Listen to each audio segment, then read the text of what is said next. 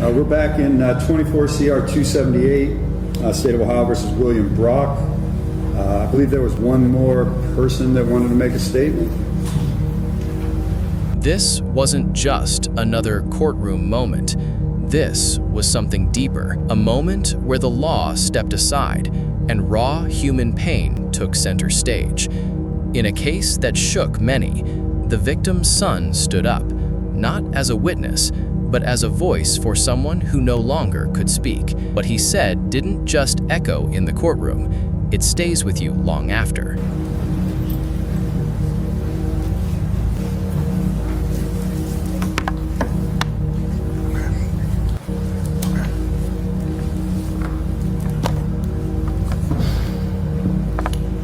Good morning. My name is Mario Hall. I am the son of Lolita Hall. She is a daughter, granddaughter, a sister, an aunt, a niece, a cousin, a friend, a godmom, but most importantly, she's my mom. She was my mother first and foremost, but she was also my best friend. There's not many people who can honestly say your parents are also your best friends because of the bond you've built. She was someone I could talk to and come to about anything and everything. Because of William Brock's actions, it has been hard to put into words what her loss has meant to me. Prior to March 25th, 2024. This phase is called a victim impact statement, and it often carries more emotional weight than the trial itself. Here, the focus shifts from evidence and arguments to the human cost of the crime. Mario Hall didn't just describe his mother, he rebuilt her presence in that courtroom. Every role he listed reminded everyone that this wasn't just a case, it was a life lost and a family forever changed. My mom and I would talk every day, sometimes multiple times a day. That was just the bond we had. It didn't have to be about anything in particular. It was just the fact that we just wanted to have a quick FaceTime or phone call to hear each other's voices. Because we lived in two different states. The day before her tragic murder, it was a Sunday. She called me on FaceTime for about 2 hours while she was cooking and walked me through how to cook one of my favorite meals that she would make when I was younger, which is peppered steak. My mom would also surprise me by showing up to my various bowling events across the United States. Seeing that familiar face in the crowd after I would get off the lane would brighten my day, whether I was bowling good or not. What made his words powerful wasn't just grief, it was the everyday moments, phone calls, shared laughter, small traditions, the kind of details that make someone real. That's what juries and judges feel the most. Because justice isn't only about what happened, it's about what's missing now. Lolita, my mom, was my safe place. She was the person I would call and vent to when I felt like life was getting difficult. Her warmth, wisdom, guidance are irreplaceable and will forever be missed. Every day since March 25th, 2024, I have carried the grief that doesn't go away. I find myself replaying her last moments that have been broadcasted across the world in my mind and ask myself, why?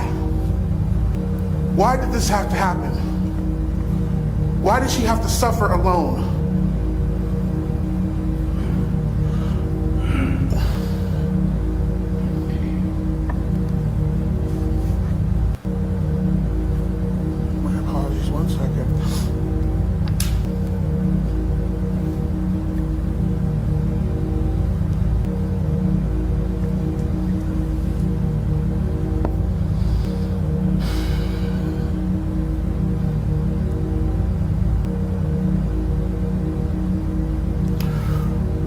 have to suffer alone, cold, and most of all, scared.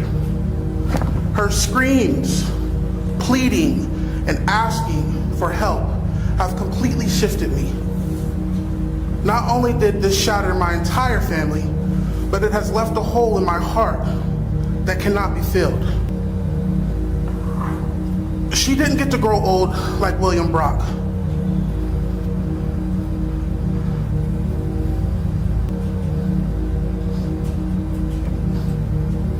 Instead, she was murdered and now sits in a mantle, on my mantle in an urn. Nothing feels the same to me anymore because she doesn't get to celebrate birthdays, holidays, my accomplishments, meet and greet future grandchildren. Then comes the legal reality. No matter how emotional the moment is, the judge is bound by law. Sentencing follows strict rules, not feelings. In this case, the outcome was fixed: 21 years to life. It's a stark reminder that while emotions shape perception, the law defines the outcome. Or simply enjoy family filled with laughter and dancing. Our birthdays are 16 days apart. Mine just being in a couple days, February 5th. Hers, February 21st. And I no longer get to playfully argue about the trips or get-togethers we've planned to celebrate with each other.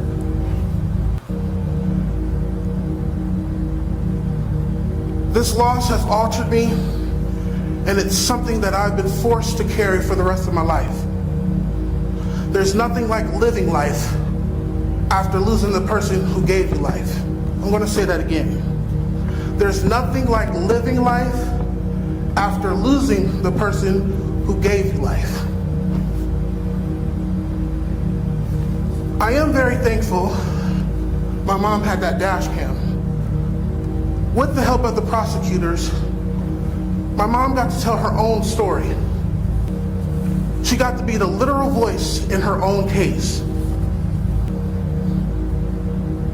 I stand here today to honor her memories. She was loved deeply, and her absence will be felt every single day.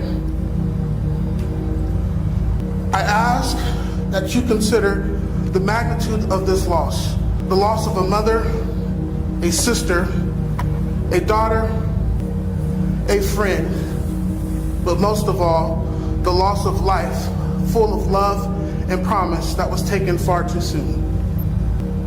Thank you, Your Honor.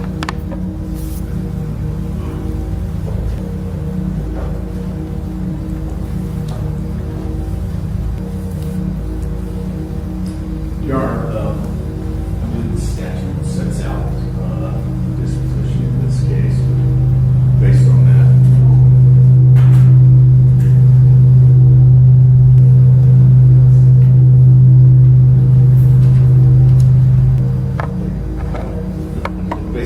we would ask that you proceed with the sentence at this point. Thank you.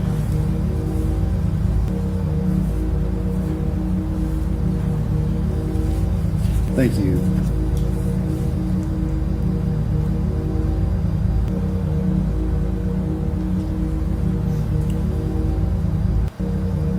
I think the court already made its findings the other day with respect to the issue of merger, and the state made its election to proceed to disposition with count 1, the murder conviction, and count 4, the kidnapping.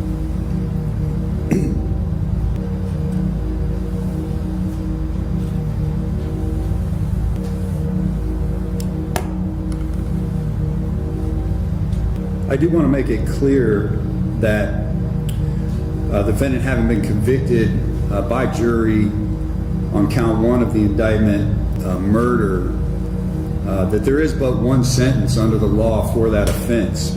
The court has no discretion. I cannot increase a sentence. I cannot decrease a sentence.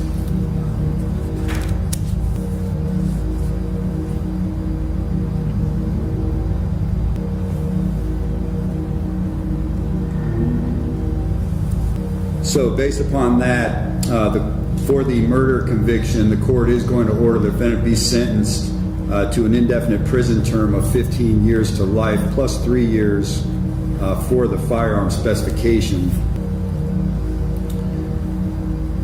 For the kidnapping offense, the court is going to order the defendant be sentenced to an indefinite prison term of 3 to 4.5 years in prison, plus 3 years for the firearm specification. I am going to order that the indefinite prison term for the kidnapping offense run concurrently with the indefinite prison term for the murder offense. However, under Ohio Revised Code Section 2929.14b1g, the 3-year prison term for the firearm specification attached to the kidnapping offense must run consecutively to the 3-year prison term for the firearm specification attached to the murder offense. Therefore, the defendant's total indefinite prison term will be 15 years to life plus a consecutive 3 years for the firearm specification attached to the murder offense and a consecutive 3 years for the firearm specification attached to the kidnapping offense. In legal terms, the defendant's aggregate indefinite prison term is therefore 15 years to life in prison plus 6 years for the 2 firearm specifications. In practical terms, the defendant's aggregate indefinite prison term is 21 years to life in prison. The defendant will receive jail time credit from January 14th to February 2nd, which is 19 days. With respect to the kidnapping offense, there is a presumption that the defendant will be released from prison upon the expiration of the lower end number, which is 3 years, but 6 years due to the firearm specification, or on the defendant's presumptive earned early release date, whichever is earlier. The prison system can rebut the presumption if at a hearing it makes specified determinations regarding the defendant's conduct while incarcerated, rehabilitation, threat to society, restrictive housing, and security classification. If the prison system makes these specified determinations and rebuts the presumption, it may continue the defendant's incarceration beyond the expiration of the lower end number or presumptive earned early release date for a length of time that it determines to be reasonable. However, under no circumstances can the defendant be incarcerated beyond the expiration of the higher end number, which is 4.5 years or 7.5 years because of the 3-year firearm specification. And again, that only pertains to the kidnapping offense.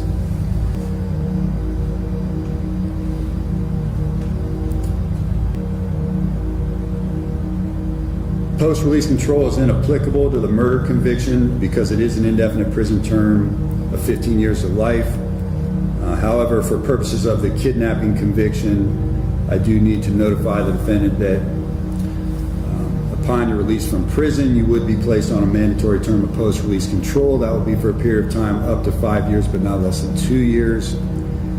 If you violate that, there could be sanctions. The duration of it could be increased. More restrictive rules could be imposed upon you.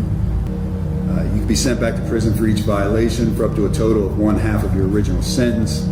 If the violation is a new felony offense, in addition to your sentence on the new felony, the court could terminate your post-release control and impose a consecutive prison term of 1 year or the amount of time you have remaining on post-release control, whichever is greater.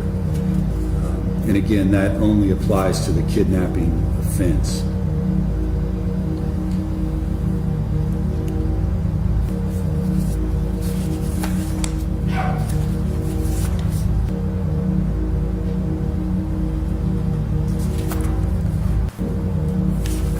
All that to say that the defendant's aggregate prison term will be 21 years to life in prison.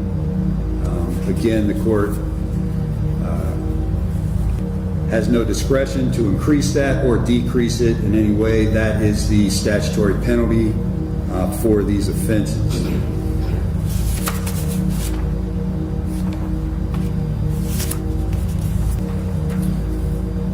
Mr. Brock, you do have the right to appeal your conviction. You have the right to have a notice of appeal filed timely on your behalf. You have the right to have an attorney appointed to represent you on appeal. If you cannot afford to retain an attorney, the court will appoint one to you at no cost.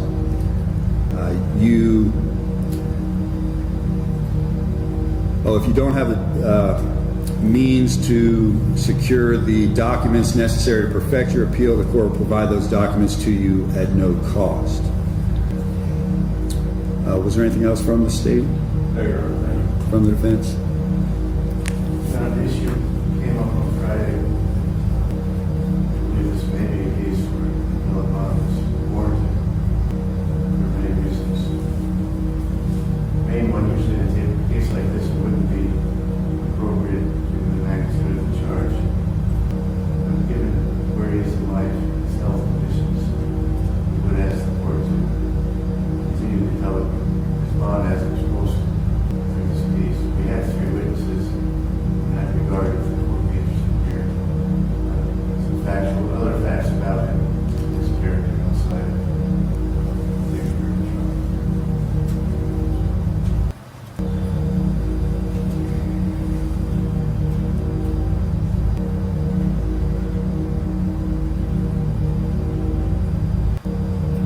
Did the state have a position on that? The state would object to any appellate bond being granted. Defense would convict of murder. Your Honor, justice delayed, sometimes justice denied. In this case, the family's waited almost 2 years to get to this point, allowing the defendant to remain free on bond would re-victimize that family after they've seen this through. It's just a strong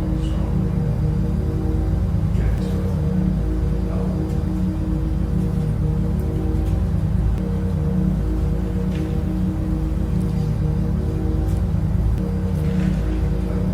Sure. Factors or whether or not he's a risk of flight.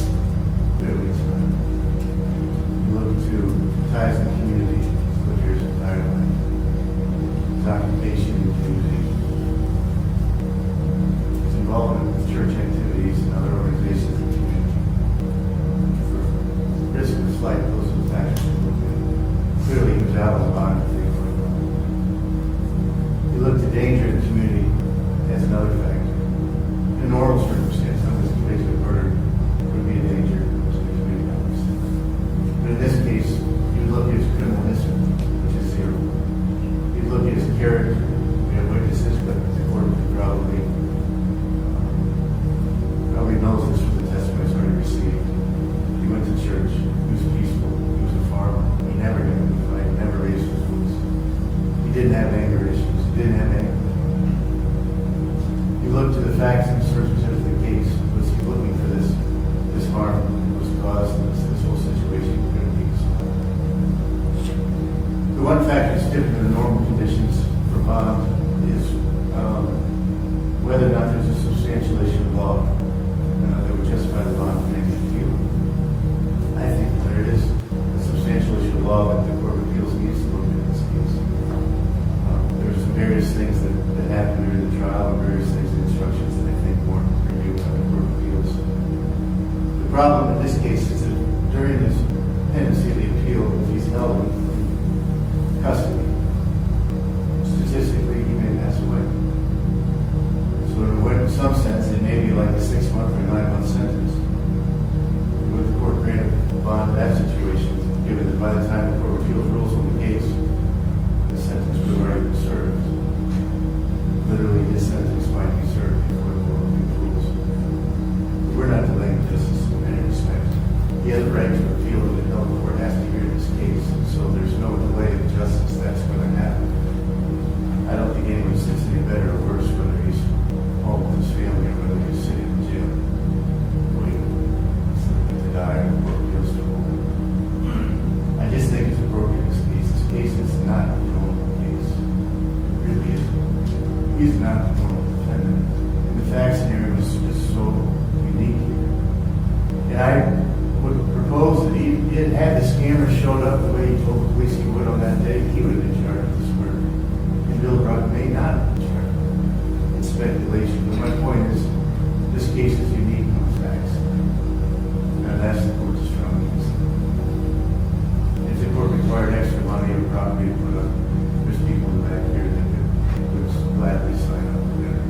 Pocket be increased, but he's not. Anything else from the state? No, I think The state believes that the circumstances are in fact quite different from this point. Prior to this, he was not convicted of murder. At this point, he is. Based on that, any appeal should be done while he is incarcerated.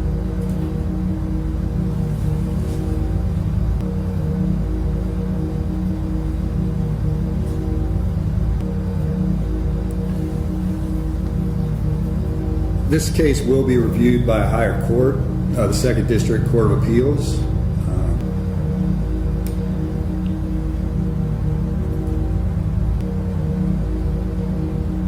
Please don't misconstrue my statement as being arrogant. It's not. I'm just very confident in the decisions I made in this case. Because of that, I'm going to overrule the motion for the appeals bond. But with that being said, I know counsel understands this, but for the benefit of the community, the court having overruled that motion, the defense, upon appeal, can request an appeals bond from the Court of Appeals. And if they believe that there's an issue, an appellate issue in this case, that warrants an appeals bond, they certainly can do that. So I'm going to overrule the motion. But again, it's still potentially a viable motion with the Court of Appeals. So I'm going to defer to them on that issue. Is there anything else? I'm just wondering if we made it clear to the record. You may not want to opine on this. Was it your opinion that he's not a flight risk and he's not a harm to society, but nonetheless believe the likelihood of successful appeal is the factor that you're Yeah, that's. I really don't believe he would be a flight risk. I don't believe he would be a danger to the community. But it's my confidence in the record of this case that the conviction will be upheld. Certainly been wrong about that before. But that's the factor I'm relying on most of all. And so again, if the Court of Appeals sees it differently, if they think there's a viable appellate issue, then they can issue an appeals bond. Okay.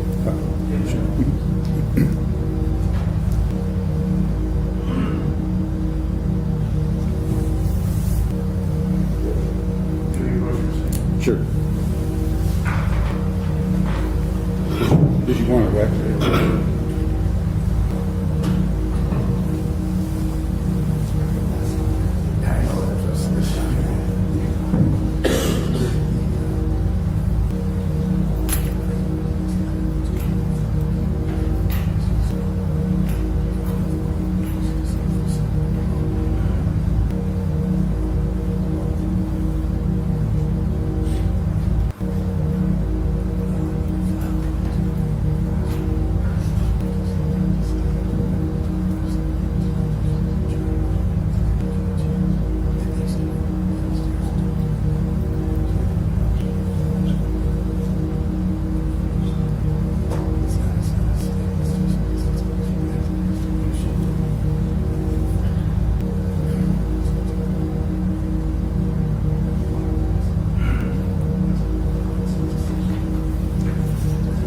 At the end of the day, the sentence is just numbers, but the loss is permanent. Courtrooms can deliver justice, but they can't restore what was taken. And maybe that's the hardest truth of all. Some stories don't end with closure, they just continue with absence.